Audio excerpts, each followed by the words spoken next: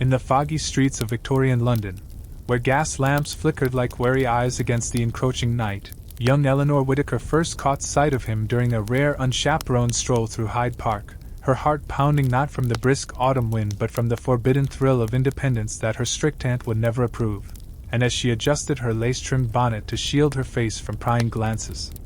she noticed the tall gentleman in a tailored frock coat, standing by the Serpentine, his dark eyes locking onto hers with an intensity that sent a shiver down her spine, whispering secrets of a world beyond the rigid courtship rules of the era where men and women danced around affections like shadows in a ballroom, never truly touching without the veil of propriety. But little did Eleanor know that this chance encounter would unravel a web of mystery shrouded in the opulent yet suffocating customs of Victorian dating, where love letters were penned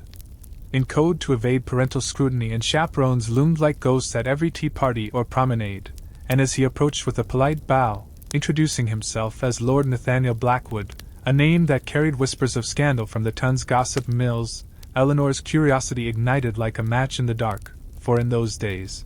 dating was a delicate game of hints and hesitations, where a dropped handkerchief could signal interest, and a prolonged gaze might spark rumors that could ruin reputations faster than a cholera outbreak. Yet Nathaniel's smile held an enigmatic allure that promised adventure amid the era's stifling etiquette, where young ladies were expected to demurely accept suitors chosen by families for alliances rather than ardor, and balls were battlegrounds of blushing cheeks and stolen whispers behind fans. But as they exchanged pleasantries about the weather and the latest opera, Eleanor felt an undercurrent of suspense, for Nathaniel's gloved hand brushed hers. Accidentally, or was it, sending sparks through her veins in a society where even such minor contacts were taboo outside of marriage, and she wondered about the stories she'd heard of secret engagements and elopements that defied the Queen's moral code, where Queen Victoria herself set the tone for prudish romance after Prince Albert's death,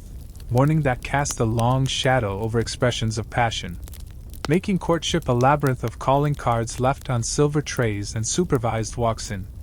manicured gardens. Yet here in the park, away from the eagle-eyed matrons, Nathaniel spoke of hidden desires and forgotten histories, hinting at a family secret tied to the underbelly of London, where opium dens and clandestine meetings flourished beneath the veneer of respectability, and Eleanor's mind raced with the possibilities, for in the Victorian era, dating often involved elaborate rituals like the language of flowers, red roses for love, yellow for jealousy, gifted discreetly to convey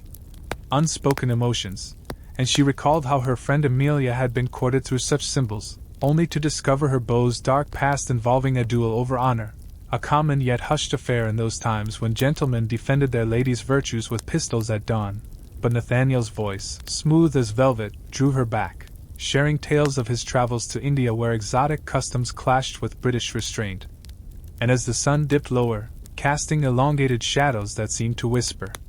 warnings, Eleanor agreed to meet him again at an upcoming soiree, unaware that this decision would plunge her into a suspenseful tale of mystery, for rumors swirled that Lord Blackwood was not who he claimed, perhaps a fortune hunter or worse, entangled in the era's shadowy world of spiritualism and seances where mediums contacted the dead to reveal lovers' fates.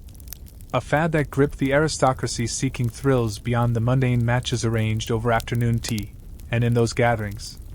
palms were read and tarot cards flipped to predict matrimonial bliss or doom. But Eleanor's own palm itched with anticipation as she parted ways, her steps quickening homeward through the cobblestone alleys where pickpockets and prostitutes lurked, reminders of the stark class divides that influenced even romance. For while the upper crust waltzed in gilded halls, the working class stole kisses in factories or pubs, their dating far less formalized yet equally fraught with peril from disease and destitution. Yet for Eleanor, born into modest gentility, Nathaniel represented a bridge to excitement, his mysterious aura evoking the Gothic novels she devoured in secret, like those by the Bronte sisters where brooding heroes hid turbulent secrets. And as she slipped into her family's modest townhouse, avoiding her aunt's inquisitive stare, she penned a quick note in her diary about the encounter, her quill scratching paper in the dim candlelight, oblivious to the fact that Nathaniel had followed her at a distance, his motives veiled in the mist, perhaps driven by genuine affection or a sinister plot involving her late father's inheritance, a fortune tied to colonial exploits that many coveted in an era of empire building where marriages often sealed business deals rather than hearts. and the suspense built like storm clouds over the Thames as Eleanor dreamed that night of waltzes and whispers. Not knowing that Victorian dating's facade of chivalry masked undercurrents of deception, where poison rings and arsenic-laced teas ended unwanted unions, stories whispered in ladies' drawing rooms about jealous rivals and forbidden loves that led to asylums or exile. But for now, in this first brush with fate, Eleanor's world teetered on the edge of revelation, her heart ensnared by the hook of Nathaniel's gaze that promised both romance and ruin in equal measure, and as the clock struck midnight, echoing through the silent house, she whispered to herself that tomorrow's meeting would unveil the truth, or so she hoped, but the mystery had only just begun, wrapping around her like the fog that blanketed the city, hiding dangers in its embrace, for in the Victorian era, love was a puzzle with pieces scattered in ballrooms and back alleys, where a single misstep could shatter lives. And Eleanor's journey into this enigmatic courtship was destined to reveal secrets buried deeper than the catacombs beneath Paris, secrets that involved Nathaniel's vanished sister, rumored to have eloped with a commoner only to disappear into the ether, leaving behind cryptic letters that hinted at foul play. And as Eleanor tossed in her sleep, visions of masked figures at midnight rendezvous plagued her dreams, echoing the era's fascination with the macabre, from Jack the Ripper's lurking shadows to the spiritualist movements that blurred lines between the living and the dead, making every suitor a potential specter of suspense. Yet amidst this, genuine connections bloomed in unexpected ways, like the working-class sweethearts who exchanged tokens in markets or the aristocrats who defied norms through anonymous ads in newspapers seeking companions, a bold move in a time when propriety reigned supreme. But for Eleanor, the hook was set firmly when Nathaniel's parting words lingered in her mind. "Beware the shadows of the past, for they dance in the light of new affections," a cryptic warning that fueled her intrigue, drawing her deeper into a story woven with threads of history, suspense, and mystery, where each encounter peeled back layers of Victorian society's rigid facade, revealing the raw human desires beneath, desires that could lead to ecstasy or peril. And as the narrative unfolded in her thoughts, she yearned for the next chapter, unaware that spies in her household, perhaps hired by rival suitors, watched her every move, adding layers of paranoia to the already tense atmosphere of courtship, where letters were steamed open and conversations overheard by servants loyal to the highest bidder, a common practice in an age of intrigue. But Eleanor's spirit, unbowed by such constraints, propelled her forward, her simple gown and unadorned beauty standing out against the era's elaborate fashions of bustles and corsets that symbolized the constriction of women's freedoms, including in matters of the heart. Yet she dreamed of breaking free, of a love that transcended the chaperone teas and formal dinners, a love laced with the mystery of Nathaniel's background, which gossip pegged as tainted by a family curse from generations past, involving a haunted estate in the countryside where ghosts of jilted lovers roamed, stories that thrilled rather than deterred her, for in the Victorian era, the supernatural intertwined with romance, seances often serving as covert meeting places for illicit affairs, and Eleanor imagined herself at such a gathering, her hand in Nathaniel's as spirits revealed clues to his enigma. But reality intruded with the dawn, bringing the mundane tasks of needlework and visits, yet her mind wandered to the park's encounter, replaying every word, every glance, building the suspense like a novelist crafting twists, and she wondered if Nathaniel's interest was pure or part of a larger scheme, perhaps linked to the underground societies that plotted against the crown, where radicals mingled with romantics, blurring lines between love and rebellion, in a time when Chartists and suffragettes whispered of change, influencing even personal relationships with ideas of equality that challenged traditional dating norms. But for now, Eleanor prepared for the soiree, selecting a modest dress that accentuated her grace, her heart racing with anticipation, the hook of mystery pulling her inexorably toward Nathaniel, whose own secrets simmered like a pot about to boil over, secrets involving a locket he wore, engraved with initials not his own, a token from a lost love or a clue to a murder most foul, hidden in the annals of Victorian crime logs that documented poisonings and betrayals in the name of passion. And as she stepped out into the evening air, the gas lamps igniting one by one, Eleanor felt the weight of history pressing upon her, the era's blend of progress and repression shaping her fate, from the invention of the telegraph speeding love messages to the persistence of arranged marriages that crushed dreams. Yet in this moment, the story's suspense hung thick, promising revelations that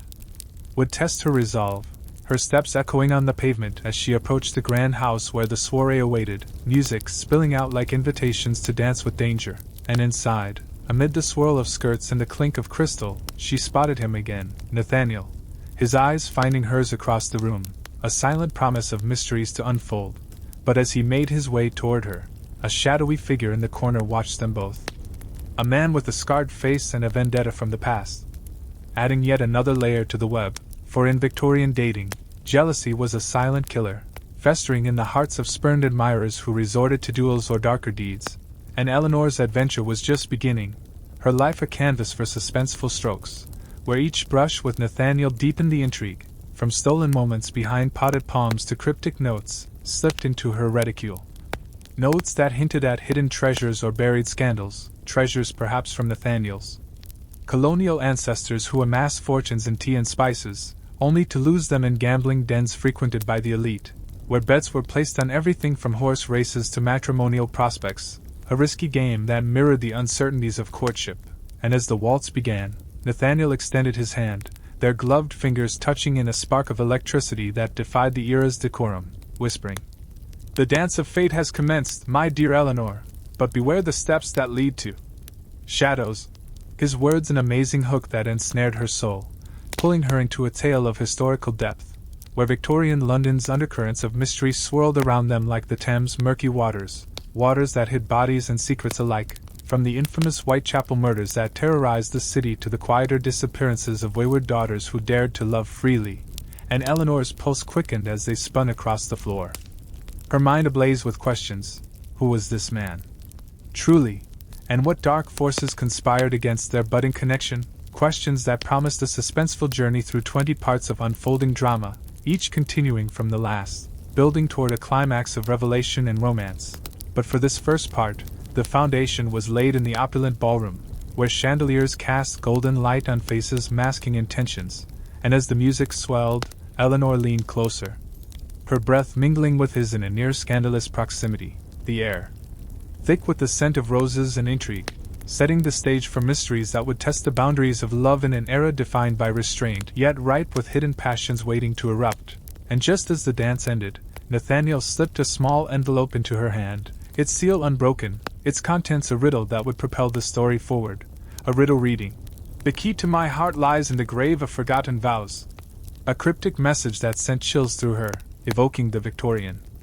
obsession with death and mourning jewelry made from hair of the deceased, jewelry that symbolized eternal bonds but often concealed poisons or mementos of betrayal. And Eleanor's fingers trembled as she tucked it away, her eyes meeting his in a silent vow to uncover the truth, unaware that outside, in the rain-slicked streets, the scarred watcher plotted his next move.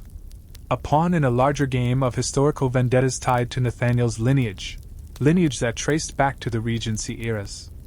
Scandals but evolved in Victoria's reign into something more sinister, involving smuggling rings that trafficked not just goods but forbidden knowledge of alchemy and ancient rituals whispered in exclusive clubs like the Hellfire Club's remnants, where gentlemen explored the occult alongside their romantic pursuits, blending suspense with the supernatural in ways that captivated the imagination. And as Eleanor bid goodnight to her hosts, stepping into her carriage, the envelope burned in her pocket like a talisman, its mystery the hook that ensured she would seek Nathaniel again, defying the risks in a society where women's reputations were fragile as porcelain, yet her determination shone like a beacon, guiding her through the fog of uncertainty toward the heart of the enigma, an enigma that encompassed lost fortunes, ghostly apparitions, and a love that could either redeem or destroy. All set against the backdrop of Victorian dating's intricate dance, where every step was measured, every word weighted, and every glance a potential spark for scandal or salvation. And thus the story commenced, with Eleanor's carriage rumbling away into the night, leaving behind the soiree but carrying forward the seeds of suspense that would bloom in subsequent encounters, each part weaving tighter the threads of history and mystery until the full tapestry emerged. And thus the story commenced, with Eleanor's carriage rumbling away into the night, leaving behind the soiree,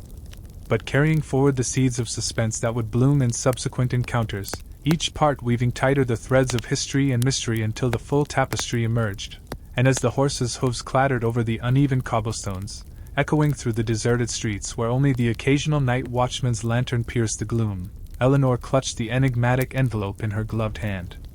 her fingers tracing the wax seal that bore an unfamiliar crest, a coiled serpent,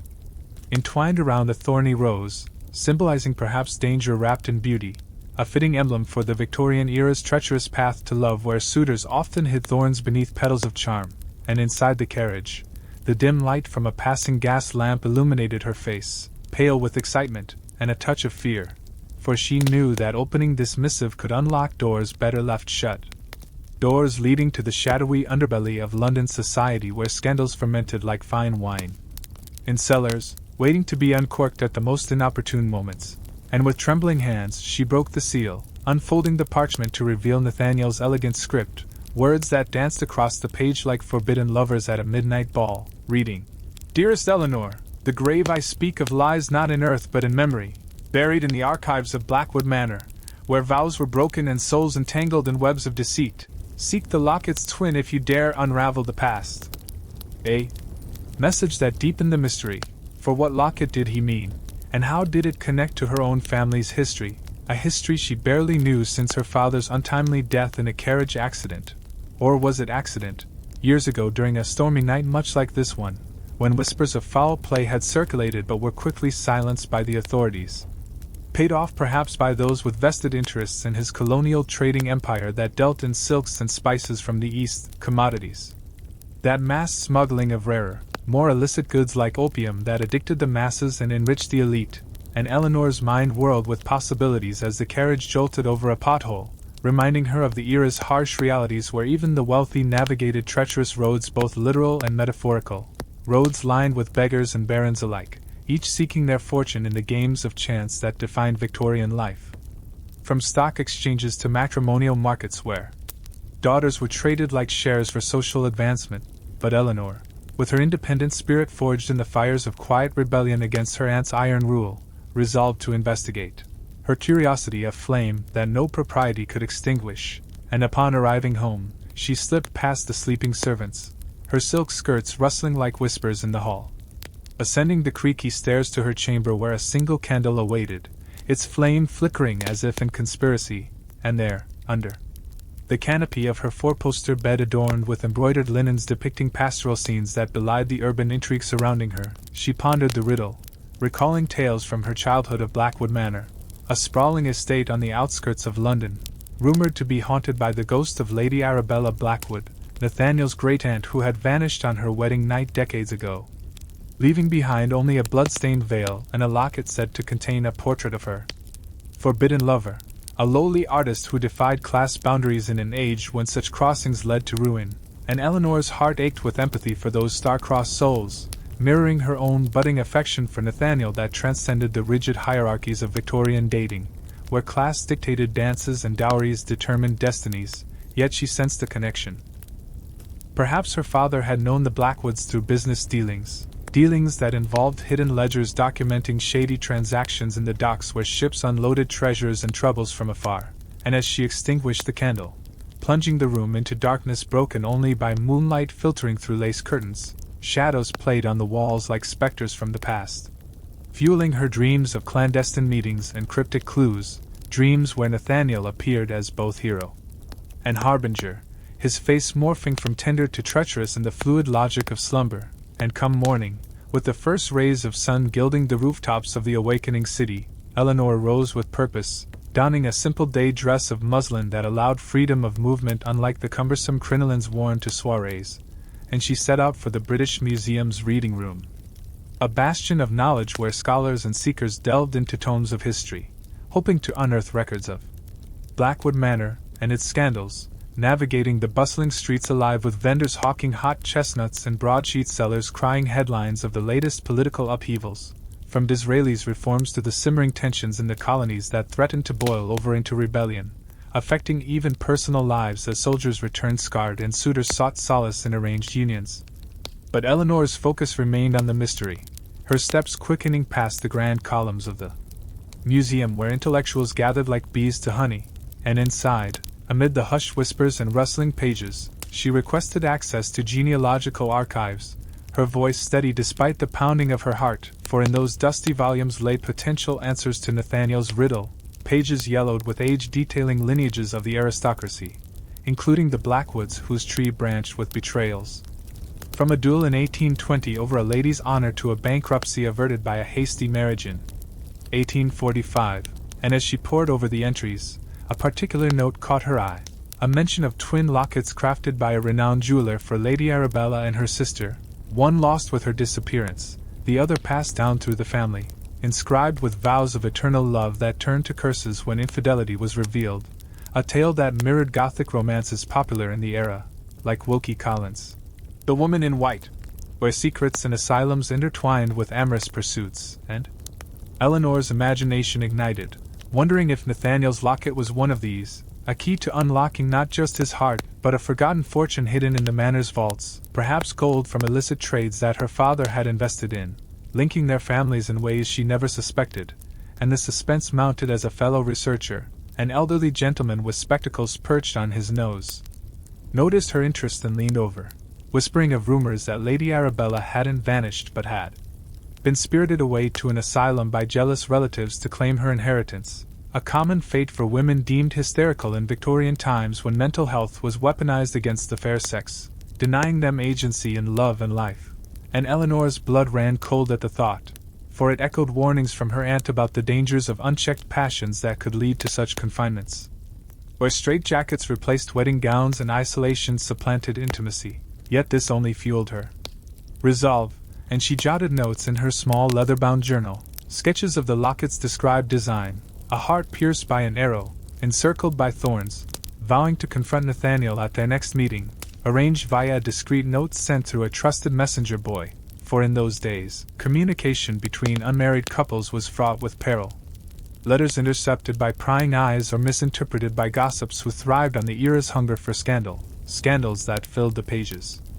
of penny dreadfuls sold on street corners, tales of murder and mystery that blurred lines between fiction and fact. And as she left the museum, the autumn wind whipping leaves around her like confetti from a doomed celebration, Eleanor felt eyes upon her, a prickling sensation that made her glance over her shoulder, spotting a figure in a dark cloak ducking into an alley, the same scarred man from the soiree perhaps.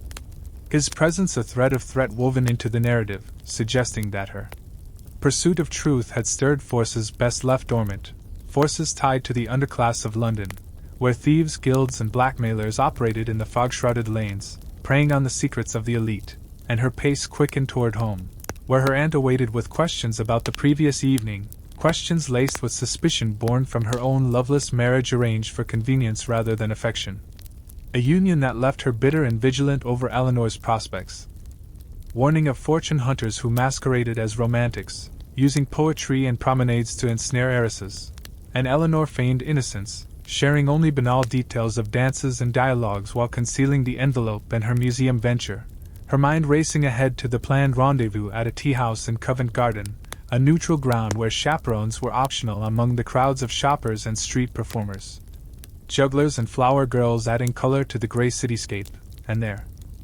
amid the aroma of scones and Darjeeling, she would demand answers from Nathaniel, her heart a battleground of hope and hesitation, for Victorian dating demanded caution, with reputations hanging by threads thinner than spider silk, threads that could snap with a single rumor spread in drawing rooms over sherry, yet the hook of mystery pulled her onward, irresistible as the tide, and as evening fell once more, painting the sky in hues of crimson and indigo, Eleanor prepared for the meeting.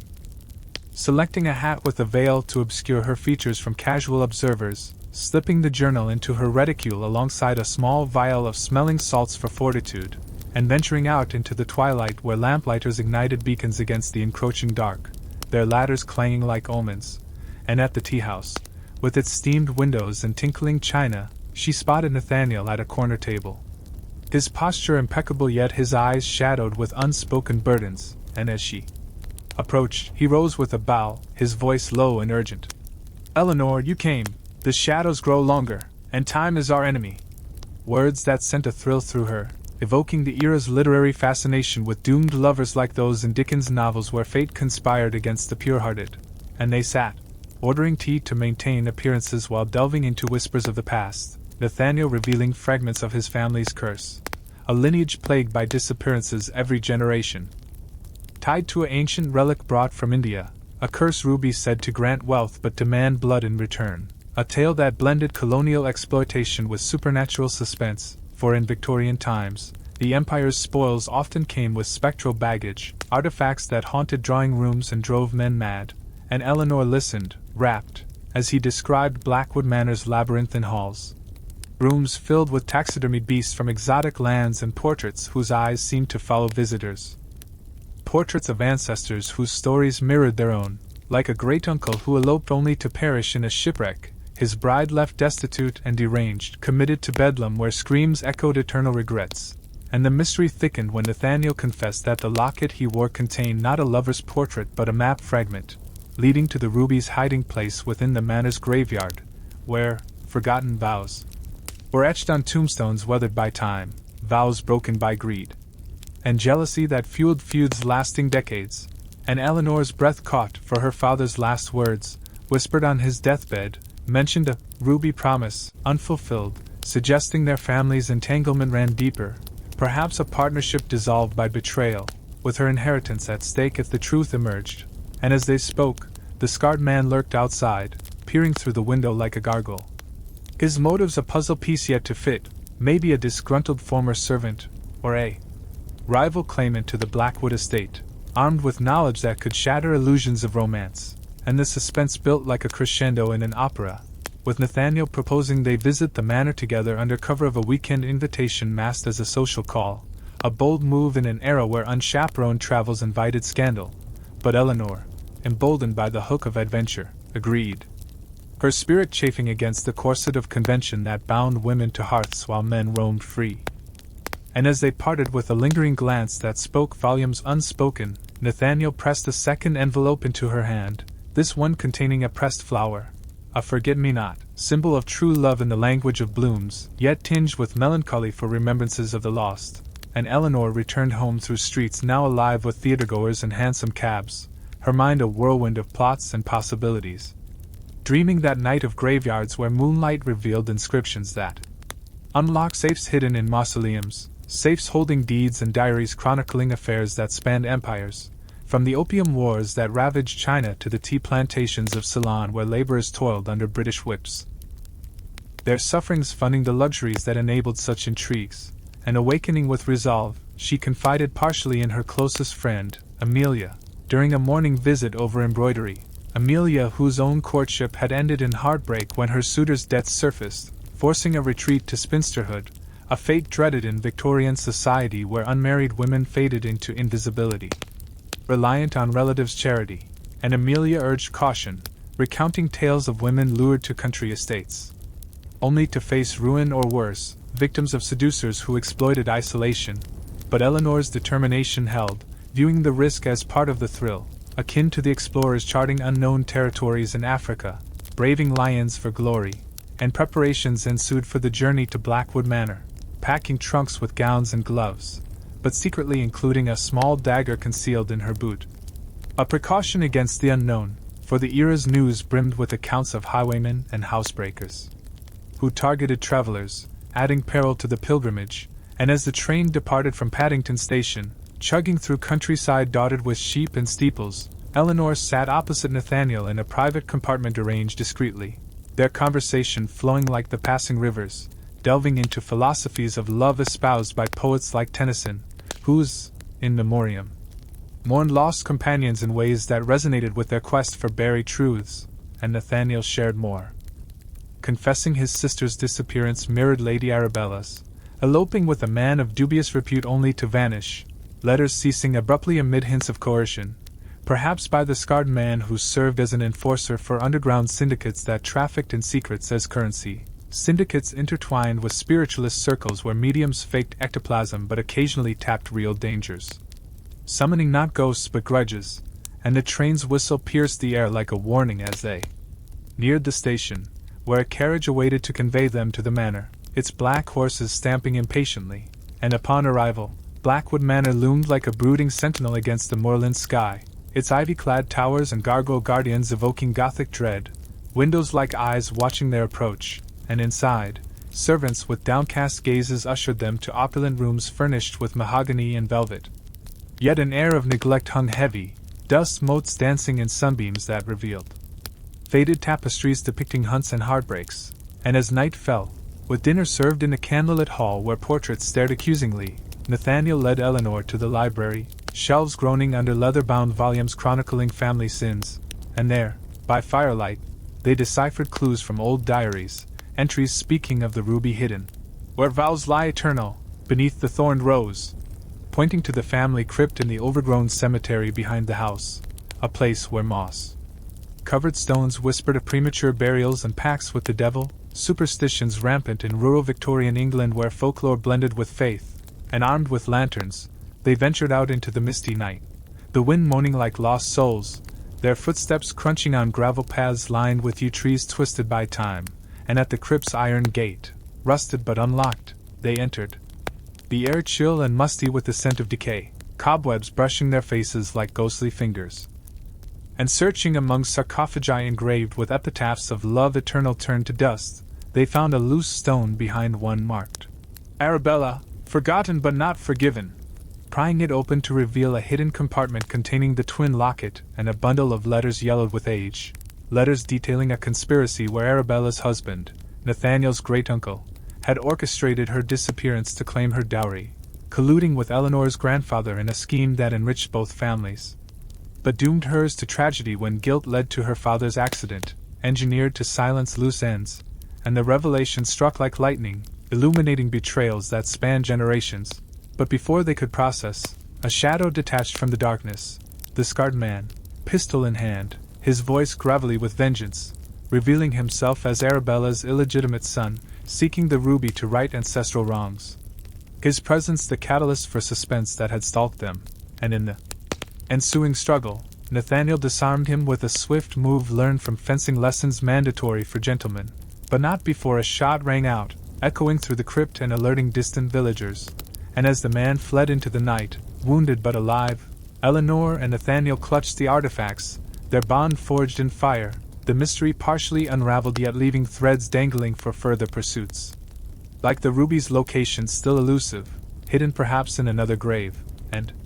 returning to the manor, hearts pounding, they shared a stolen kiss in the hallway, defying decorum in the heat of survival, a kiss tasting of danger and desire, the hook that promised more twists in this historical tapestry of suspense, where Victorian rigidities crumbled under passion's weight, and as dawn broke, painting the moors in soft light, Eleanor knew the story was far from over. With pursuits and perils awaiting in London's labyrinth, each revelation pulling them deeper into a web of history and heart, building toward climaxes yet unseen. But for this second part, the foundation deepened, layers upon layers of detail enriching the narrative like the intricate patterns on a Victorian wallpaper, patterns hiding secrets in their folds. And thus the adventure continued, with Eleanor and Nathaniel plotting their next steps over breakfast, the scarred man's threat lingering like smoke from the gunshot, vowing to confront the remaining conspirators who lurked in society's upper echelons, men in top hats and tails who attended Parliament by day and plotted by night, their actions influenced by the era's industrial revolution that churned fortunes from factories but also misery from the masses, misery that bred revolutionaries whose ideals could intersect with personal vendettas, adding political intrigue to the romantic mystery. And Eleanor, empowered by discoveries, wrote anonymous letters to allies, using codes from cipher books popular among spies, codes that ensured safety in an age of espionage both international and intimate, where husbands spied on wives and vice versa, fueled by the divorce laws that favored men until recent reforms. And as they returned to London by train, the landscape blurring past, conversations turned to future meetings disguised as cultural outings to exhibitions like the Great Exhibition's remnants,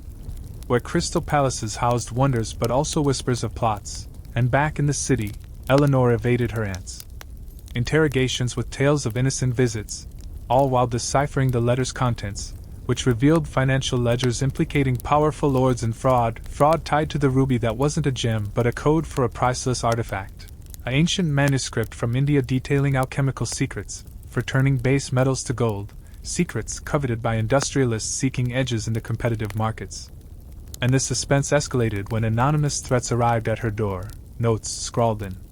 blood-red ink warning of silence or suffering, prompting Nathaniel to hire discreet protectors from detective agencies like those inspired by Pinkerton's agencies burgeoning in Victorian England to combat rising crime waves from urbanization, and together, they navigated balls and bazaars, stealing moments to piece puzzles, their affection growing amid adversity, kisses exchanged in alcoves away from chaperones' eyes, defying the era's prudery that viewed such acts as gateways to sin, yet in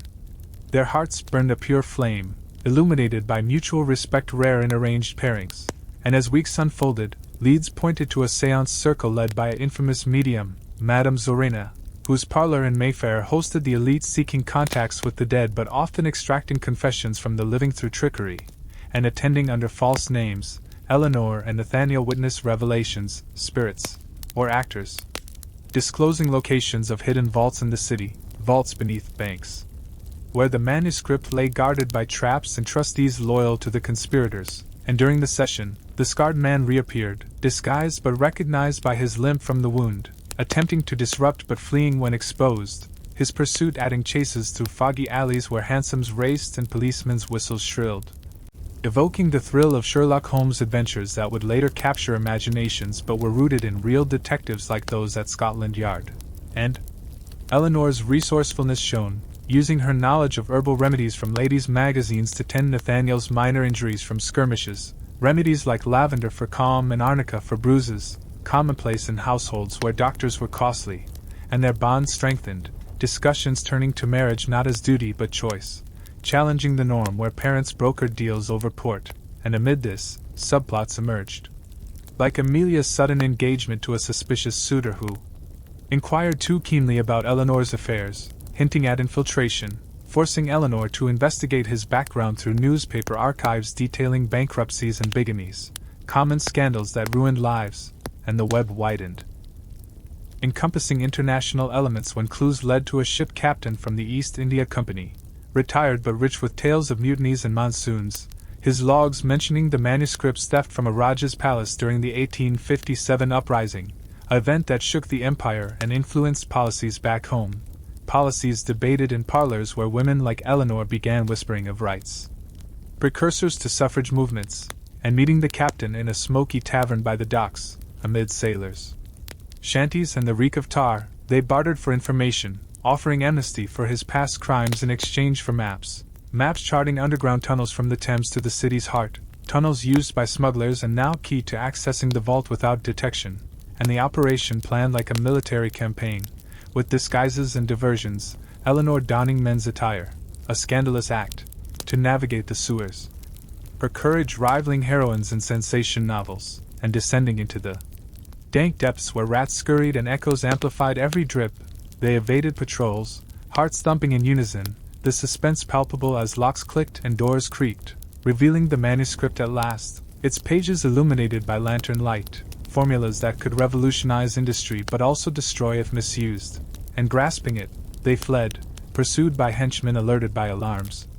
A chase culminating in a rooftop showdown under the stars, where Nathaniel dueled the scarred man with improvised weapons, canes and cunning, defeating him not with violence but revelation, disclosing his true heritage as a Blackwood heir entitled to share, turning foe to reluctant ally, and with the manuscript secured, they pondered its fate, destroy or donate, opting for the latter, gifting it to science societies advancing knowledge without greed, and in the aftermath, as dawn gilded the spires of St. Paul's, Eleanor and Nathaniel confessed undying love, proposing in a garden blooming with roses, defying conventions with a partnership of equals, their story a testament to Victorian resilience amid rigidity, yet with mysteries lingering like the ruby's symbolic echoes, perhaps hinting at further adventures in colonial outposts or court intrigues. But for now, the part concluded with their embrace, the hook set for continuations where history and heart intertwined ever tighter, weaving a narrative rich with detail and depth, each element expanding the canvas of suspense and romance in an era defined by both. Yet with mysteries lingering like the ruby's symbolic echoes, perhaps hinting at further adventures in colonial outposts or court intrigues. But for now, the part concluded with their embrace, the hook set for continuations where history and heart intertwined ever tighter, weaving a narrative rich with detail and depth, each element expanding the canvas of suspense and romance in an era defined by both restraint and rebellion. And as Eleanor and Nathaniel lingered in that sun-dappled garden, the scent of blooming jasmine mingling with the distant clamor of London's awakening streets. Their whispered promises of a future unbound by societal chains echoed through the air like a defiant symphony against the Victorian orchestra of conformity. Yet even in this moment of tender victory, shadows crept at the edges of their bliss. For the manuscript they had secured was no mere relic but a Pandora's box of alchemical enigmas that drew covetous eyes from afar, eyes belonging to a secretive cabal of industrial magnates who viewed its formulas not as scientific curiosities but as weapons in the cutthroat wars of commerce that defined the age, where factories belched smoke into the skies and workers toiled in grim mills, their lives fodder for the engines of progress that enriched the few while impoverishing the many. And Nathaniel, his arm still around Eleanor's waist in a gesture that would scandalize any passerby adhering to the era's strictures on public affection, murmured warnings of these lurking threats, his voice a low rumble like thunder on the horizon, recounting tales from his travels of shadowy figures in Calcutta's bazaars who traded in forbidden knowledge, knowledge smuggled across oceans in hollowed-out idols or encoded in Sanskrit scrolls. And Eleanor, her cheek pressed against his shoulder, felt a renewed surge of suspense. For their triumph in the tunnels had only peeled back one layer of the onion, revealing deeper strata of conspiracy that intertwined their personal saga with the grand narratives of empire. From the opium dens of Limehouse where Chinese immigrants whispered of resentments against British overlords to the opulent clubs of Pall Mall where lords plotted expansions into Africa, seeking gold and glory amid the savannas. And as they parted reluctantly, Nathaniel escorting her to a waiting hansom cab with a final stolen kiss behind a hedge, Eleanor returned to her townhouse with the manuscript concealed in her reticule, its weight a constant reminder of perils yet to face, perils that manifested that very afternoon when a cryptic telegram arrived, its terse words, "The eagle watches, feathers fall at dusk," signed with an insignia of a crowned bird, a symbol she recognized from her museum researches as belonging to the Imperial Alchemists Society, a clandestine group rumored to include members of the royal court, blending pseudoscience with political machinations in an era when Prince Albert's legacy of rational inquiry clashed with the public's fascination for the occult, from phrenology salons measuring skulls for character traits to mesmerism sessions inducing trances for revelations. And Eleanor's mind raced as she deciphered the message, suspecting it a veiled threat or summons, her aunt hovering nearby with furrowed brows, inquiring about the peculiar missive, while sipping her afternoon tea from delicate porcelain cups imported from the Orient, cups that symbolized the very trade routes fueling their family's fortunes and now entangling them in intrigue. And to deflect suspicion, Eleanor fabricated a tale of a distant cousin's innocuous greeting, all while plotting her next move, perhaps enlisting Amelia's aid once more. But upon visiting her friend in a cozy parlor adorned with doilies and daguerreotypes of stern ancestors, she discovered Amelia entangled in her own web, her new fiancé, a slick barrister named Reginald Thorpe, probing too insistently about Eleanor's recent excursions, his questions laced with feigned concern but betraying ulterior motives, motives that Eleanor intuited linked him to the cabal, perhaps as a legal advisor shielding their illicit dealings from the prying eyes of the law, dealings involving patent thefts and monopolies on inventions like the telegraph that revolutionized communication yet enabled faster spread of secrets. And the suspense thickened like pea-soup fog as Eleanor excused herself, her steps hastening through bustling markets where costermongers hawked fruits and fish, their cries a cacophony masking her paranoia of being followed, a paranoia justified when she glimpsed a cloaked figure mirroring her path, dodging behind a horse-drawn omnibus laden with passengers from all walks of life, from top-hatted gentlemen to shawled factory girls, each embodying the era's stark social divides that influenced even matters of the heart, where cross-class romances like those in sensation novels led to ostracism. Or worse, and arriving home, Eleanor barricaded herself in her chamber, poring over the manuscript's arcane symbols under lamplight, symbols that blended Arabic numerals with Indo-Arabic algebra, hinting at transmutations not just of metals but of societies, formulas that could forge unbreakable steels for railways or poisons undetectable in autopsies. A duality that mirrored Victorian progress's double edge, advancing medicine with chloroform while enabling warfare with dynamite, and as night enveloped the city, gas lamps hissing to life like serpents, a knock at the door heralded Nathaniel's arrival, disguised as a delivery-man to evade her aunt's vigilance, his face shadowed by a cap as he slipped inside, bearing news from his informants. a network of street urchins and reformed pickpockets who navigated London's underbelly like rats in sewers. Reporting sightings of Thorpe consorting with society members in a hidden lair beneath a respectable gentleman's club, a lair accessed via trapdoors and passwords drawn from alchemical texts, and together, in hushed tones by the fireside, they devised a plan to infiltrate, Eleanor volunteering to pose as a medium at an upcoming séance hosted by Madame Zorina, whose parlor had proven fruitful before, now rumored to be a front for the cabal's gatherings where elixirs were brewed and alliances forged under the guise of spiritual communion, and the risk loomed large. For exposure could mean social ruin or physical harm in an age when duels were outlawed but vendettas persisted in darker forms, like arsenic in wine or staged accidents on fog-bound bridges, yet their resolve hardened like tempered steel, fueled by a love that transcended the chaperoned promenades and formal betrothals typical of Victorian courtship, a love born in mystery and tempered in trial, and preparations consumed the following days. Eleanor practicing sleight-of-hand tricks learned from a borrowed manual on conjuring, tricks to simulate ectoplasm or table rapping while eavesdropping on conversations, her gown altered to conceal recording devices, primitive phonographs etched on wax cylinders, innovations from Edison's precursors that captured voices like ghosts and machines, and Nathaniel, meanwhile, rallied allies, including the reformed scarred man, now christened Elias after his true name revealed in the rooftop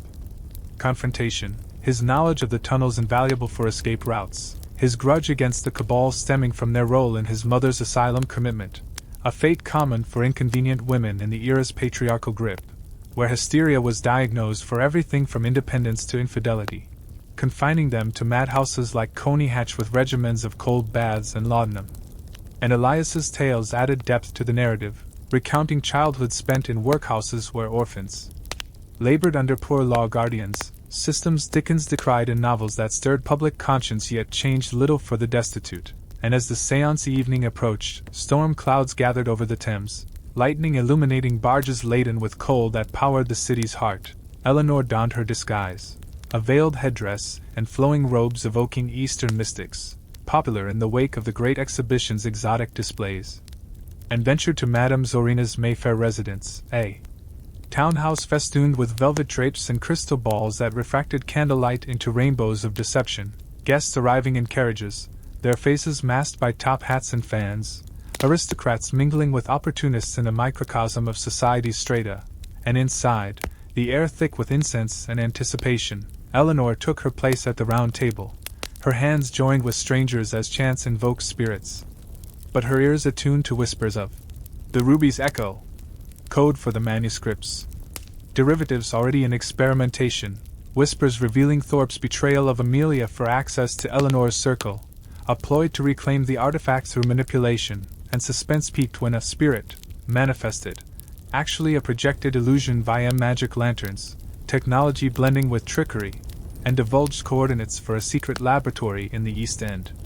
Amid slums where cholera festered and gin palaces numbed despair, a lab where alchemists toiled over crucibles, distilling essences that promised immortality but delivered madness, and Eleanor, feigning a trance, absorbed details, her heart racing as Thorpe's gaze pierced her veil, suspicion dawning in his eyes like a false dawn, prompting a hasty exit feigned as spiritual exhaustion, fleeing into the rain-slicked streets where Nathaniel awaited in a concealed alley, his embrace a sanctuary amid the downpour that washed away disguises but not dangers. And back at the manor, in a safe house rented under alias, a modest lodging in Bloomsbury frequented by intellectuals like the Pre-Raphaelites whose art rebelled against industrial ugliness with medieval romanticism, they debriefed with Elias, maps spread on a scarred table illuminated by argan lamps, plotting an assault on the lab under cover of night, enlisting a ragtag band of sympathizers,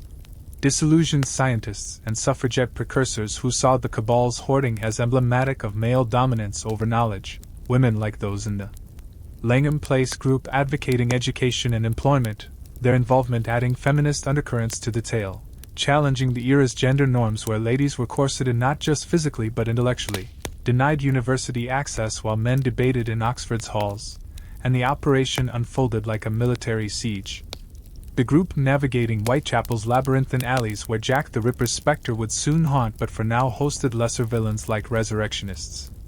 digging graves for anatomists, their lanterns bobbing like will-o'-the-wisps as they approached the lab, a nondescript warehouse humming with machinery, guards patrolling with truncheons and terriers trained to bark at intruders, and infiltration demanded cunning. Elias distracting with a feigned brawl while Eleanor and Nathaniel slipped through a side vent, crawling through ducts reeking of chemicals. Emerging into a chamber alight with Bunsen burners and retorts bubbling noxious fumes, shelves lined with vials labeled in Latin, formulas derived from the manuscript promising transmutations but risking explosions like those in gunpowder mills that maimed workers. And there, at a central workbench, Thorpe oversaw experiments, his face illuminated by phosphorescent glows evoking Frankenstein's hubris, Mary Shelley's cautionary tale resonant in this age of scientific overreach, and confrontation ensued. Nathaniel brandishing a concealed pistol, a Webley revolver standard for officers, demanding surrender, but Thorpe, sneering with villainous aplomb, triggered a mechanism releasing vapors that induced hallucinations, the room swirling in psychedelic distortions where walls melted and voices echoed ancestral curses, Eleanor's vision blurring with apparitions of Lady Arabella pleading for justice, a psychological assault blending chemistry with the supernatural fad of the time. When hallucinogens from colonial plants fueled visions and opium dreams, and amid the chaos, Elias burst in with reinforcements, subduing guards in fisticuffs reminiscent of bare-knuckle bouts popular in taverns, fists flying and grunts echoing as formulas were smashed, glass shattering like broken promises, and Thorpe, cornered, confessed under duress, revealing the cabal's mastermind, a duke with ties to the crown, using the secrets for imperial dominance. Plotting to weaponize elixirs against colonial uprisings like those simmering in Ireland with Fenian dynamite campaigns, adding geopolitical layers to the personal drama, and with evidence seized, ledgers and samples, they escaped as flames lit the lab, an accidental blaze from overturned lamps spreading like wildfire through timber structures, the group fleeing into the night amid sirens of the Metropolitan Fire Brigade, horse-drawn engines clattering to the scene, and in the aftermath, holed up in the safe house as dawn broke over rooftops. Eleanor and Nathaniel pored over the spoils, deciphering codes that implicated the Duke, their love affirmed in quiet moments amid exhaustion, a kiss shared as rain pattered on windows, defying the era's decorum with passion unbridled, yet suspense lingered, for the Duke's reach extended to high places, prompting plans for exposure via anonymous broadsheets printed on underground presses, akin to radical pamphlets circulating among Chartists demanding votes for all men. Precursors to broader reforms, and Eleanor, empowered, penned articles under pseudonym, her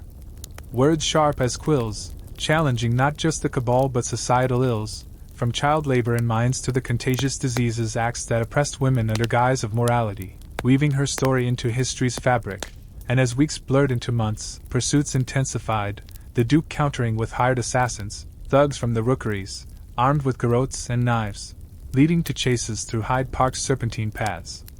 Nathaniel dueling one in a misty dawn, swords clashing in illegal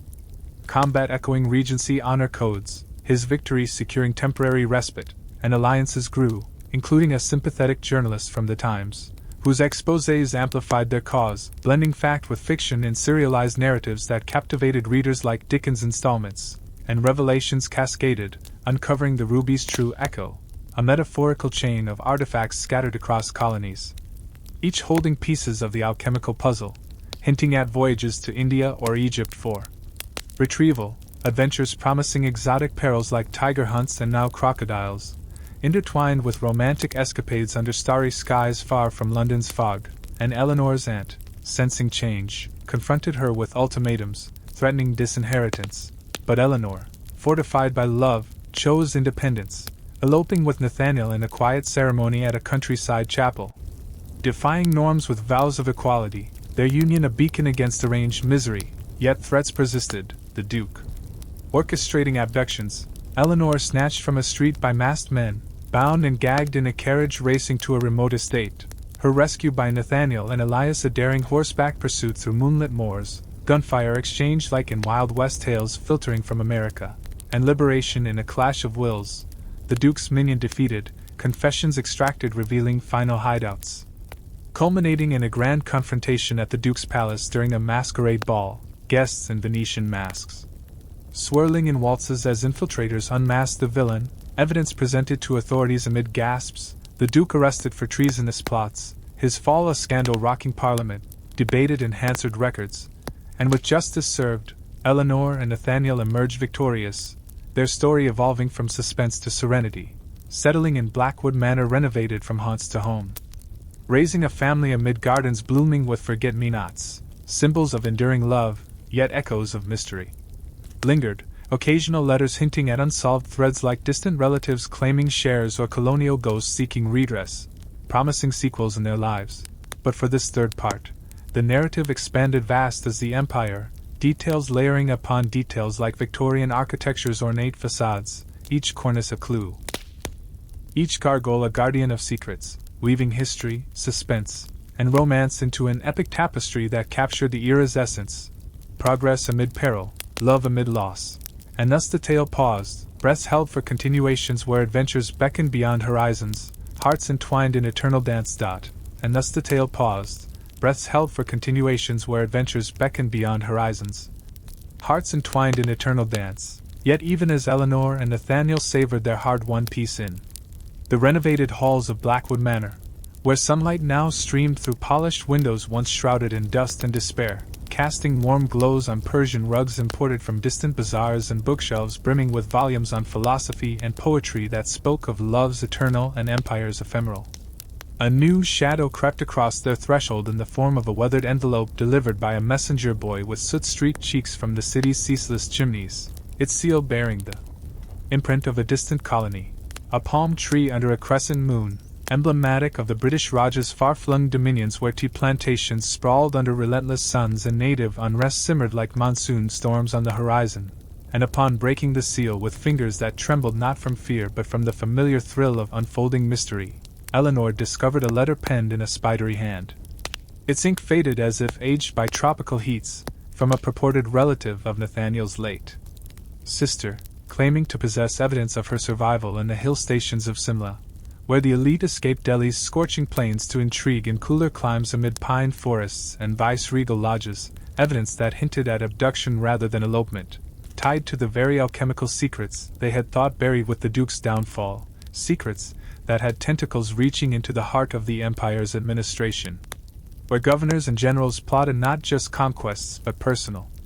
enrichments through smuggled artifacts and suppressed knowledge. And Nathaniel, upon reading the missive over her shoulder in the manor's sunlit drawing room adorned with watercolors of English countryside that belied their turbulent lives, felt a resurgence of suspense, his brow furrowing like the furrowed fields outside where tenant farmers toiled under the yoke of absentee landlords. A system emblematic of Victorian inequalities that fueled radical pamphlets and union stirrings in the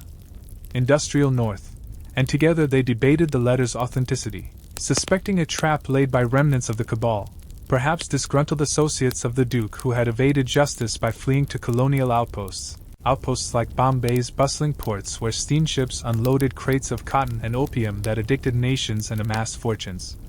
Fortunes now at stake if the sisters' fate unraveled further threads of conspiracy involving forged documents and falsified deaths, common ploys.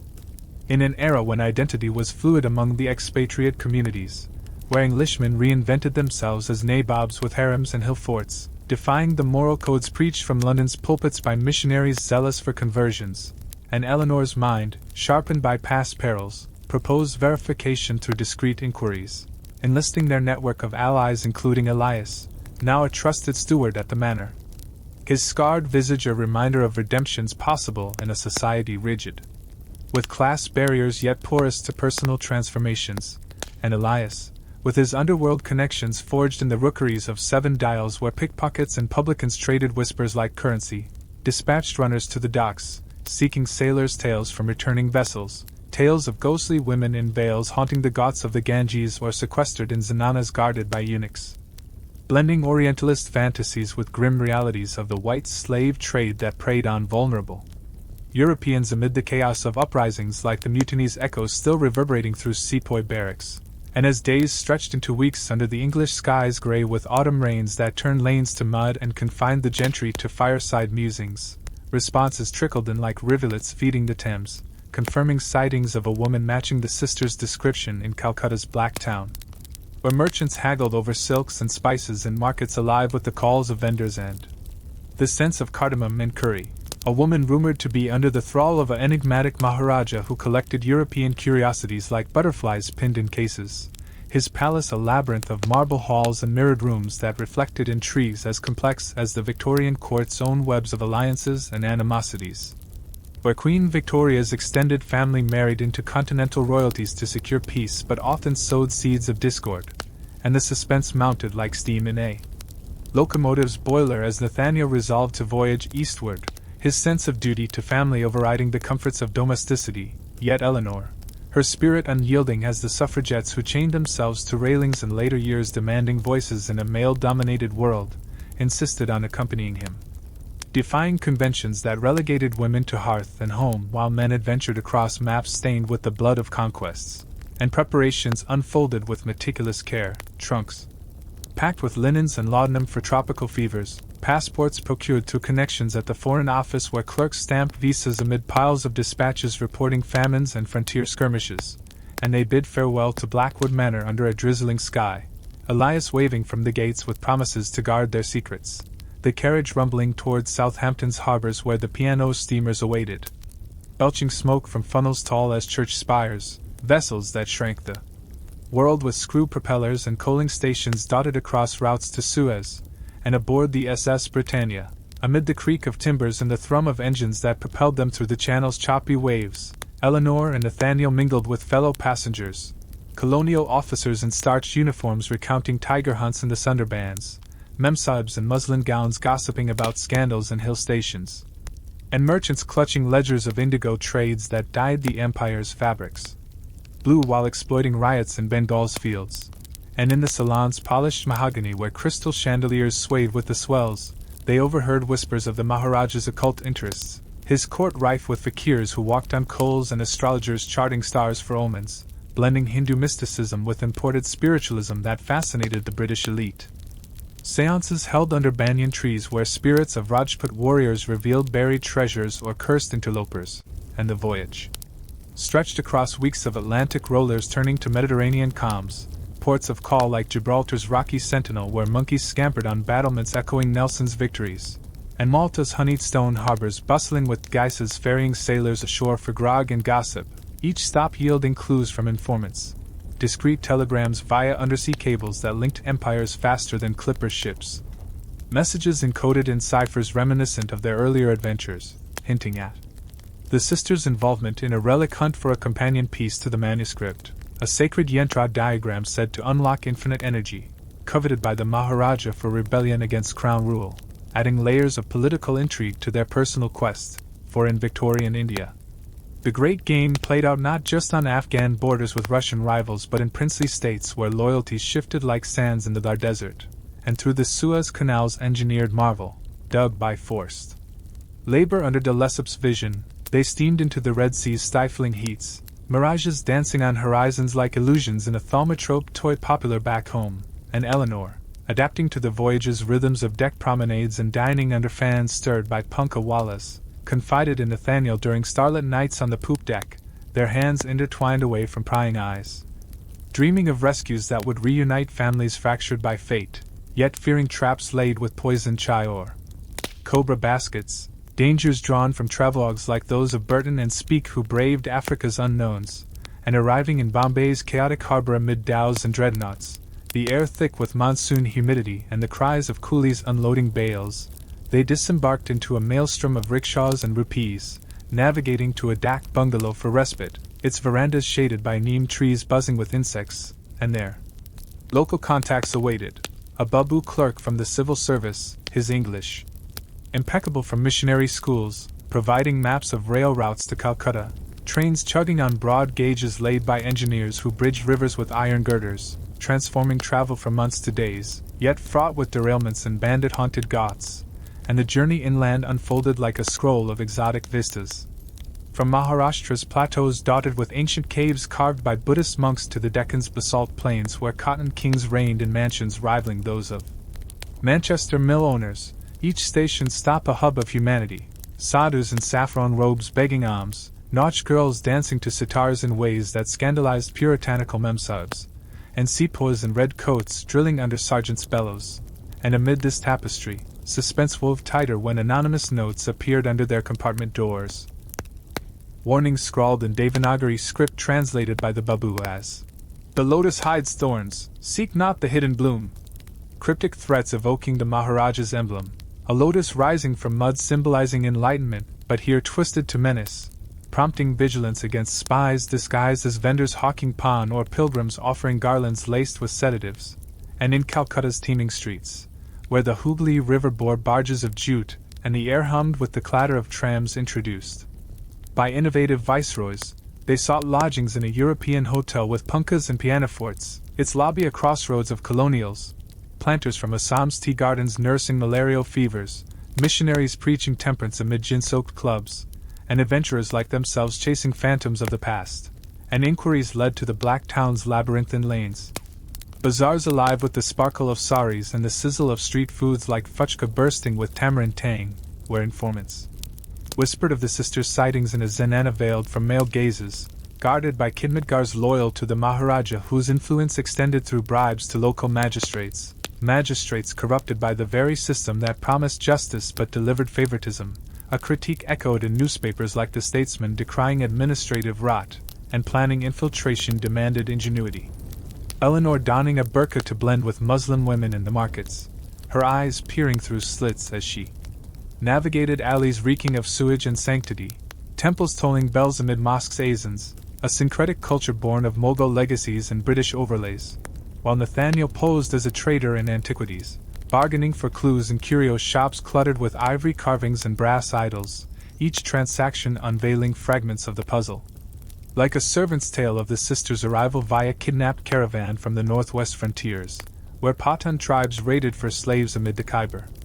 Pass's rugged defile, and the Maharaja's motive emerged as alchemical ambition, seeking the yantra to forge weapons against artillery, dreaming of independence like the Rani of Jhansi who defied the doctrine of lapse in 57, her legend inspiring nationalists and secret societies plotting under the Badurlak's intellectual guise, and suspense crescendoed during a festival night. Durga Puja's pandals alive with clay idols and drumbeats, crowds surging like tides as Eleanor and Nathaniel tailed a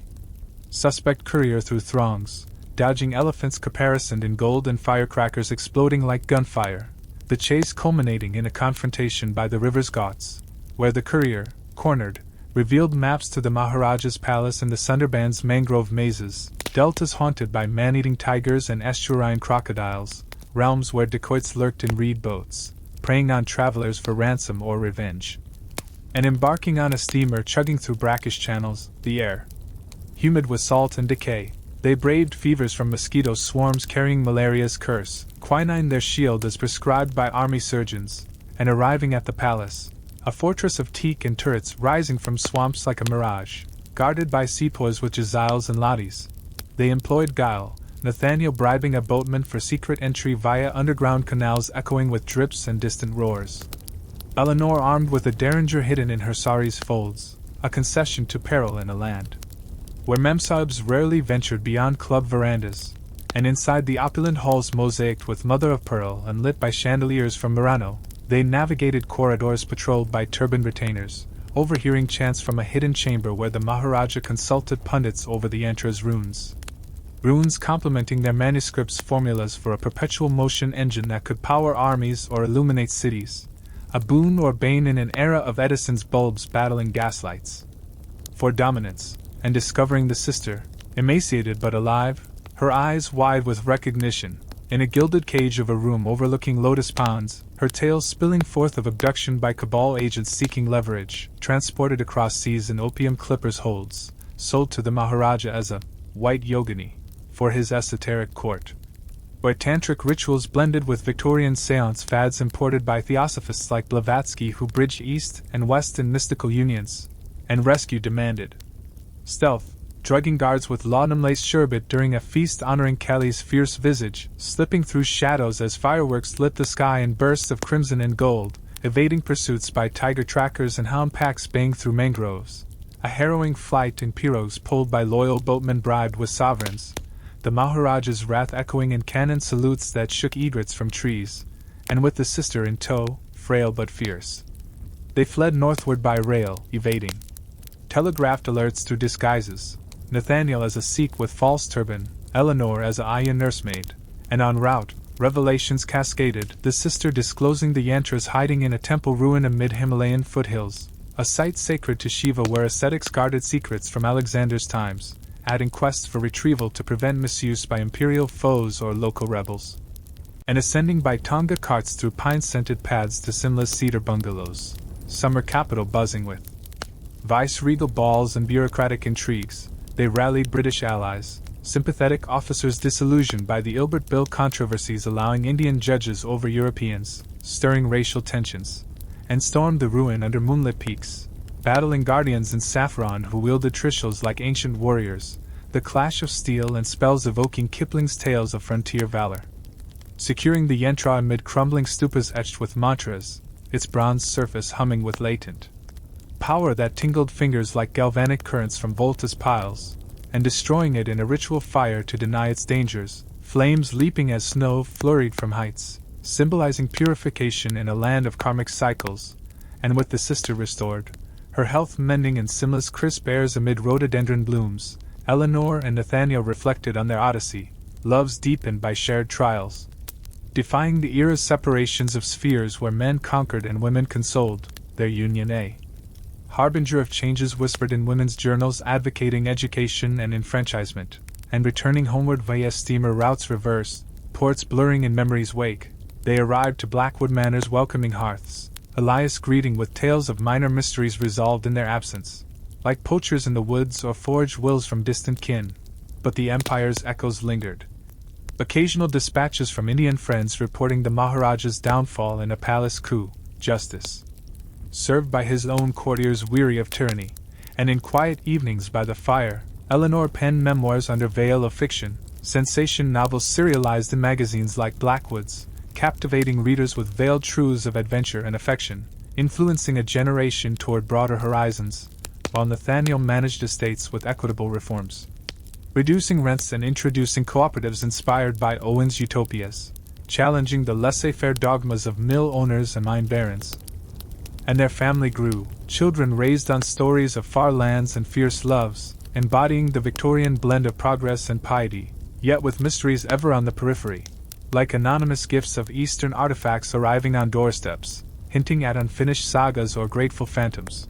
And thus the narrative swelled, layers upon layers of historical depth, suspenseful turns, and romantic resonances. Each detail a brushstroke on an ever-expanding canvas depicting an era of iron rails and silken veils, where hearts danced eternal amid empires' rises and falls, pausing here with breaths drawn for further unfoldings beyond imagined shores. And thus the narrative swelled, layers upon layers of historical depth, suspenseful turns, and romantic resonances, each detail a brushstroke on an ever-expanding canvas depicting an era of iron rails and silken veils, where hearts danced eternal amid empires' rises and falls, pausing here with breaths drawn for further unfoldings beyond imagined shores. Yet as the seasons turned at Blackwood Manor, with winter's frost etching lace patterns on window panes that mirrored the intricate social webs of Victorian England, where debutantes debuted in Whitehall ballrooms amid whispers of alliances forged not in battlefields but in marriage contracts sealed over port and cigars in gentlemen's clubs like the Reform or Athenaeum, a fresh enigma arrived not from distant colonies but from the heart of the metropolis itself, in the form of a anonymous parcel delivered by a street urchin with ragged clothes and a cheeky grin, his bare feet pattering on the graveled drive as he handed over a box wrapped in brown paper tied with twine, its contents rattling faintly like bones in a crypt. And upon unwrapping it in the Manor's library lined with leather-bound tomes on everything from Darwin's evolutionary theories that shook ecclesiastical foundations to Marx's manifestos stirring proletarian unrest in Manchester's mills, Eleanor discovered an antique key rod in ornate brass, engraved with runes reminiscent of those on the destroyed yantra, accompanied by a note in ciphered script that Nathaniel, with his cryptographic skills honed from colonial dispatches encoded against prying eyes of Russian agents in the great game's shadowy frontiers, deciphered as, "The veil lifts at the equinox. Seek the chamber beneath the lion's gaze where echoes of the ruby resound in stone." A riddle evoking London's architectural enigmas, perhaps pointing to the British Museum's Assyrian galleries where La Massa guardians with lion bodies and human heads stood sentinel over relics plundered from Nineveh's sands, relics that fueled the era's archaeological fever inspired by Layard's excavations and Rawlinson's decipherments of cuneiform, blending biblical quests with imperial loot, and the suspense reignited like a phoenix from ashes, for they had believed the alchemical threats quelled. Yet this key suggested surviving fragments, or copyists who perpetuated the secrets in underground societies akin to the Freemasons' lodges where symbols and handshakes concealed esoteric knowledge from profane masses, societies that intertwined with the spiritualist movement's sweeping salons from Mayfair to Manchester, where tables levitated and mediums channeled voices of the departed. Often frauds with cheesecloth ectoplasm, but occasionally tapping genuine mysteries that blurred science and superstition in an age of Faraday's electromagnetism clashing with Blavatsky's theosophy imported from Eastern philosophies, and Eleanor, her curiosity a flame unquenched by past perils, conferred with Nathaniel over breakfast of kedgeree and kippers, the aroma mingling with wood smoke from the hearth where logs crackled like gunfire from Afghan jaziles, debating whether to ignore the bait or pursue, their bond a fortress against isolation, for in Victorian marriages, even loving ones, husbands often absented for clubs or colonies while wives managed households with servants schooled in deference, yet theirs was egalitarian, inspired by Mill's subjection of women treatises advocating parity, and resolving to investigate, they journeyed to London by the Great Western Railway's express, carriages rocking on Brunel's broad gauge through countryside dotted with thatched cottages and steam-ploughed fields symbolizing agricultural revolutions that displaced yeomen to urban slums, arriving at Paddington's iron-arched terminus alive with porters and pickpockets. The air thick with coal soot that blackened collars and lungs alike, prompting health reforms like those of Chadwick's sanitary reports decrying cholera's ravages in overcrowded rookeries, and lodging at a discreet hotel in Bloomsbury near the museum, its facade Georgian with sash windows overlooking squares where nannies pushed perambulators amid plane trees shedding leaves like forgotten letters. They consulted experts, curators in spectacles poring over papyri from Egypt's tombs, whispering of curses like those afflicting Carnarvon's diggers in later years but rooted in Victorian fascinations with mummies unwrapped at public spectacles for titillation and science, and one such scholar, a wizened professor with munchops and a monocle, recognized the key's design as matching locks in the museum's basement vaults housing uncatalogued artifacts from Mesopotamian ziggurats where priests divined futures in sheep entrails. Artifacts including a ruby-inlaid tablet echoing their destroyed manuscripts' formulas, perhaps a progenitor piece smuggled by antiquarians like those in the Royal Asiatic Society translating epics of Gilgamesh that paralleled biblical floods, and gaining access through Nathaniel's aristocratic connections, letters of introduction from peers in the House of Lords debating Disraeli's imperial policies that crowned Victoria Empress amid pomp and protests. They descended into the subterranean chambers on the vernal equinox. Lanterns flickering on damp stone walls etched with graffiti from Roman legions once stationed in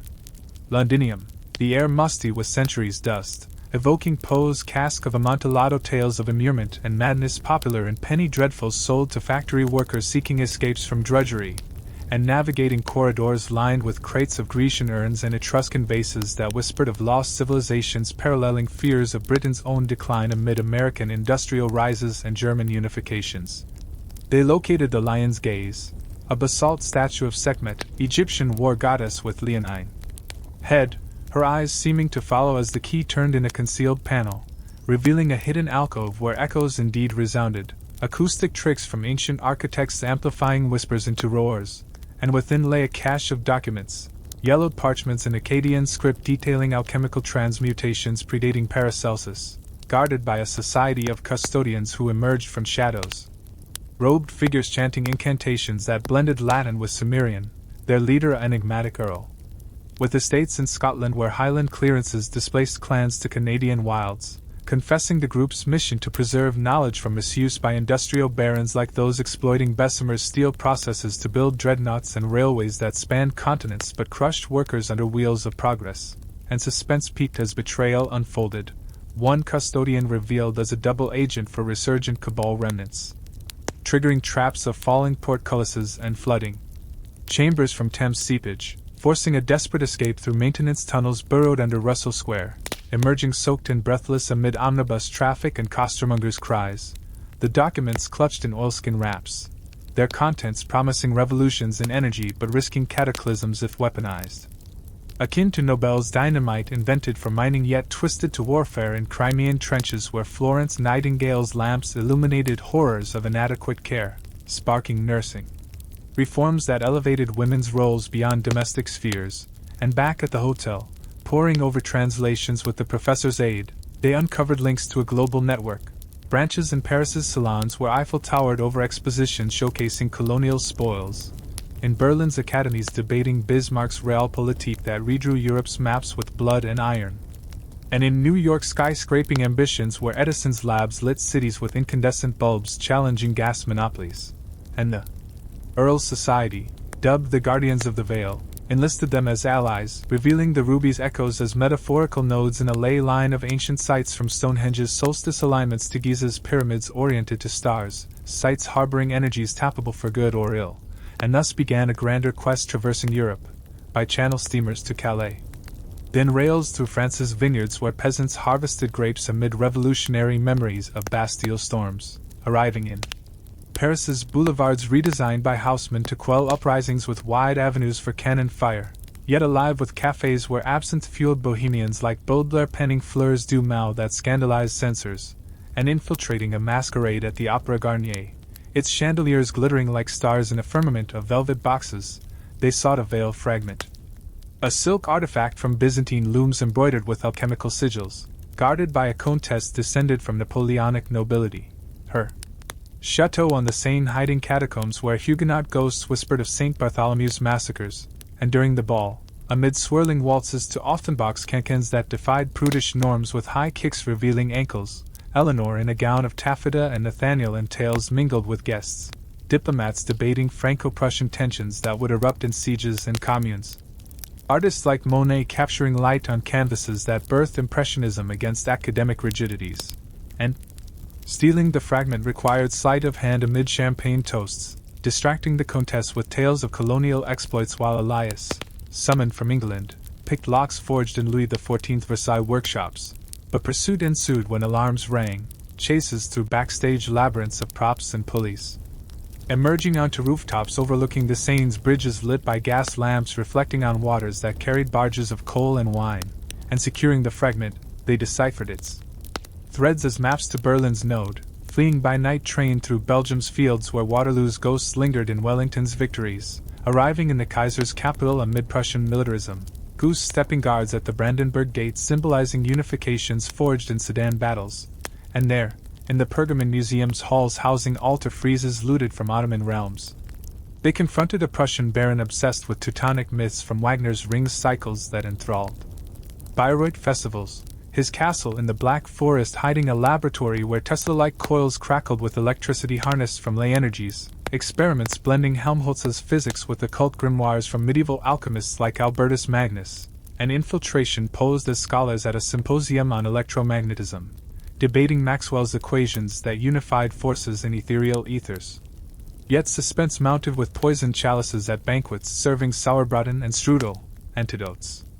from apothecaries' vials saving them as the Baron's henchmen, veterans of African colonies suppressing Herero revolts with Maxim guns, ambushed in pine-shrouded paths, duels with sabers scarring bark and flesh, Nathaniel's fencing parrying thrusts learned from Eton masters, and claiming the node's crystal resonator vibrating with harmonic frequencies that could shatter glass or heal ailments.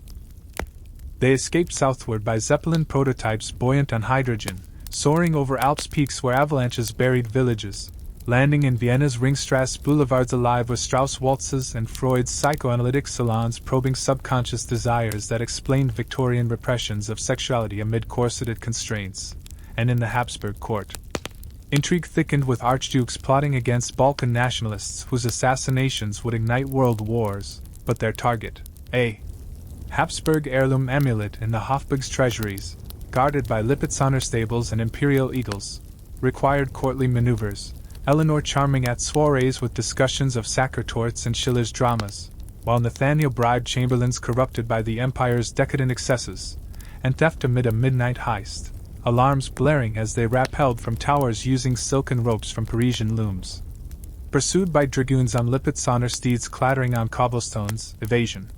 Through Danube canals by gondola-like boats, the amulet's facets refracting lights like prisms in Newton's optics experiments that colored scientific revolutions, and piecing artifacts, the key, veil, crystal, amulet, revealed the convergence at Stonehenge's megaliths on the solstice, where Druidic revivals by antiquarians like Stukely romanticized prehistoric mysteries amid Wiltshire's chalk downs grazed by sheep.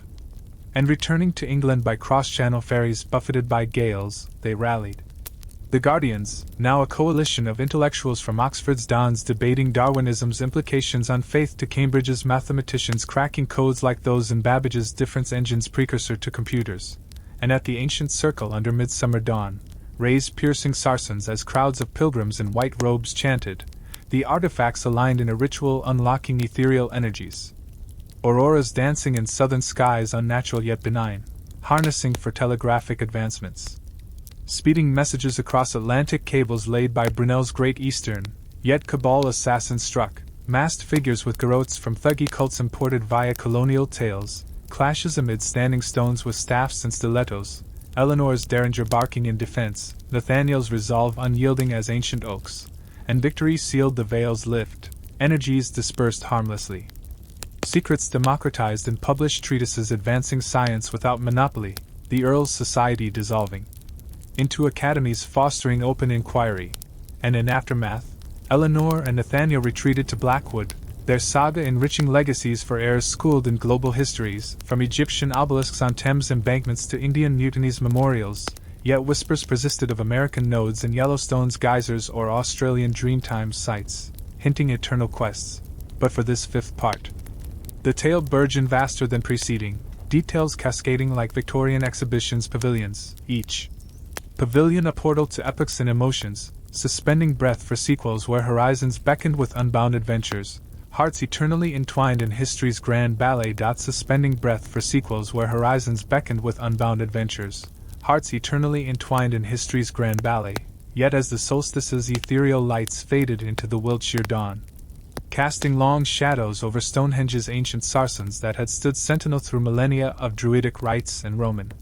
conquests, whispering secrets of celestial alignments predating even the pyramid's stellar orientations to Orion's belt, Eleanor and Nathaniel returned to Blackwood Manor not as mere victors but as custodians of a legacy that pulsed with the rhythm of untold epochs, their carriage rumbling along rutted lanes flanked by hedgerows alive with blackbird songs and the distant lowing of cattle and meadows grazed since Saxon times, when kings like Alfred burned cakes in humble huts while plotting against Viking hordes that ravaged coasts with longships and berserker fury, and upon arrival, the manor's ivy-clad facade greeted them like an old friend, its mullioned windows reflecting the morning sun and panes installed during Tudor renovations that had transformed medieval strongholds into Renaissance retreats for courtiers fleeing Henry's wrath or Elizabeth's intrigues, where spies like Walsingham wove webs of espionage amid masks and madrigals, and inside, Elias awaited with reports of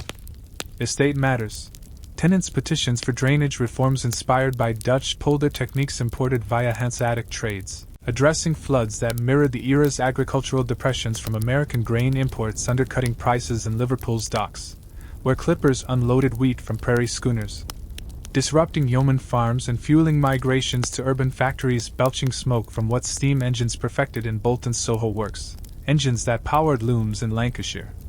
Mills where Luddites smashed frames in nocturnal raids protesting mechanization's theft of livelihoods once sustained by cottage industries spinning wool from Cotswold sheep whose fleeces clothed armies in Waterloo's mud or Crimea's snows. And as Eleanor unpacked the artifacts in the manor's vaulted study lined with globes charting Cook's Pacific voyages that mapped Antipodean lands teeming with kangaroos and convicts transported for poaching or pilfering in Regency England's harsh game laws enforced by squires in scarlet coats hunting foxes across fallow fields, a peculiar resonance emanated from the amulet, its facets humming faintly like Helmholtz resonators tuned to inaudible frequencies that vibrated glassware on shelves stocked with phials of ether from Liebig's organic chemistry labs in Gießen, where students synthesized compounds revolutionizing medicine with anesthetics that dulled pains of childbirth or surgery in Lister's antiseptic theaters, banishing sepsis with carbolic sprays amid the screams of patients in Guy's hospital wards overlooking Southwark slums where Dickens roamed for inspirations in Oliver Twist's workhouse horrors or Little Dorrit's Marshalsea debts, and Nathaniel, sensing the anomaly, consulted the Guardian's tomes, illuminated manuscripts smuggled from monastic libraries dissolved by Henry's reforms. Pages gilded with gold leaf from Californian rushes that sparked 49er migrations across Panama's isthmus plagued by yellow fever. Tomes detailing ley lines as conduits of telluric currents theorized by Watkins in his old straight-track surveys of prehistoric tracks aligning barrows and beacons across Britain's spine from Land's End's cliffs battered by Atlantic gales to John O'Groat's northern mists where Highlanders in kilts resisted clearances with dirks and dirges, and the hum suggested unfinished activations. Nodes beyond Europe's borders pulsing in the New World, where manifest destiny drove wagons across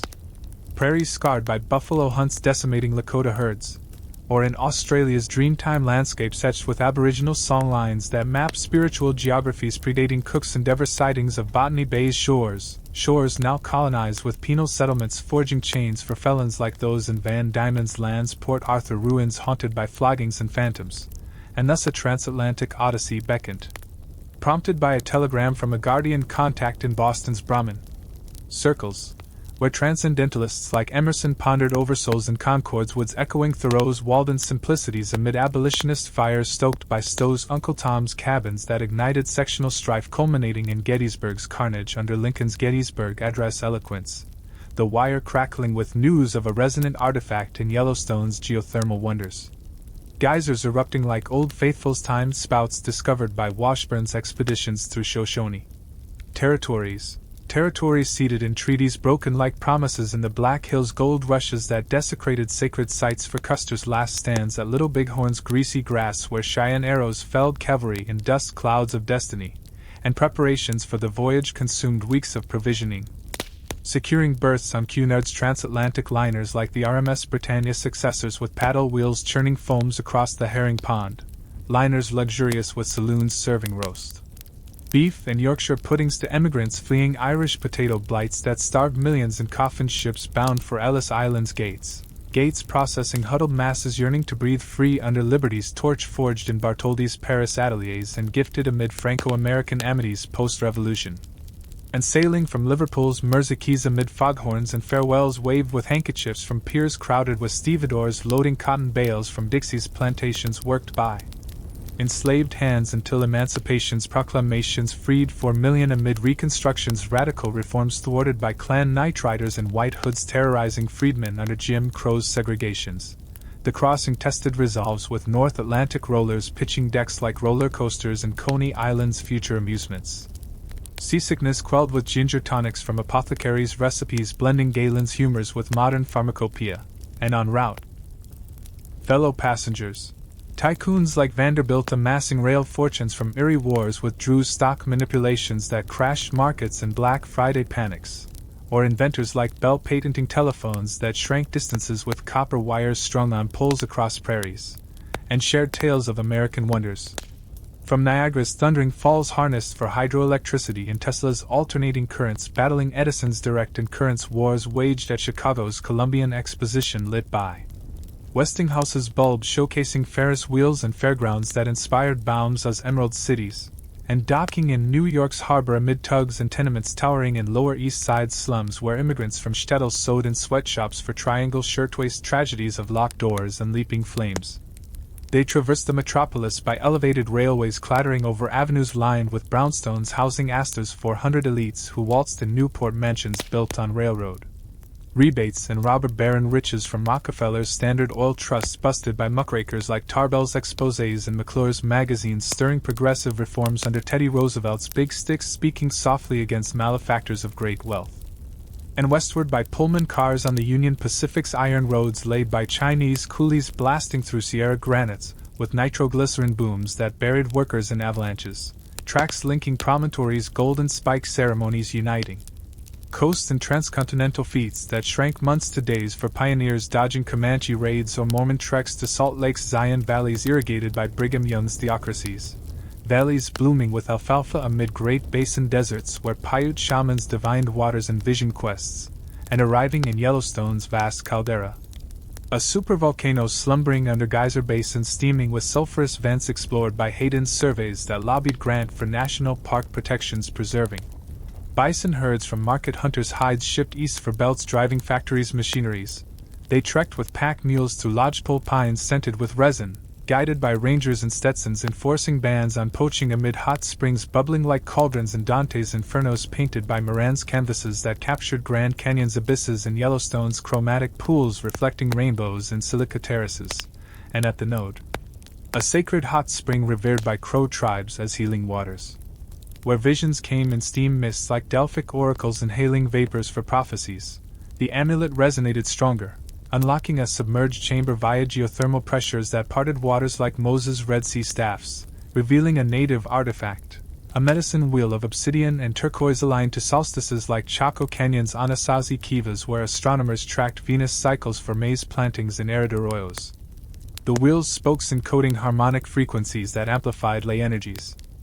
tappable for seismic predictions or irrigation miracles in Dust Bowl futures, but guardians emerged. Shoshone elders in buckskins adorned with quillwork and beads traded from Mandan villages along Missouri's bends explored by Lewis and Clark's Corps with Sacagawea's guidance through Bitterroot passes, elders reciting oral histories of ancient migrations from Bering Straits crossed on ice bridges during Pleistocene chills. History's warning of misuse awakening Yellowstone's magma.